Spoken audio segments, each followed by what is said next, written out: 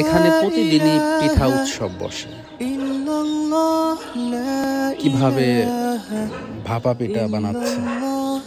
আগে আমরা গ্রাম অঞ্চলে দেখতাম যে মহিলা মানুষ ভাপা পিঠা বানায়, কিন্তু এখন অনেক জায়গাতেই পুরুষ মানুষরাও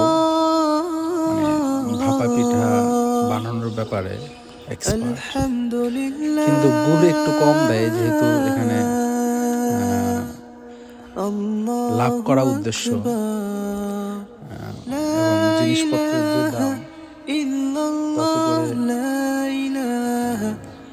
বেশি গুড় দিয়ে তো আসলে পোষানো দুঃসাধ্য, সেজন্য গুড় একটু কম দেওয়া হচ্ছে। যাই হোক, এখনকার সময়ে ভাপা পিঠাতে গুড় কম দেখ আর বেশি দেখ, নামে তো ভাপা পিঠাই আছে।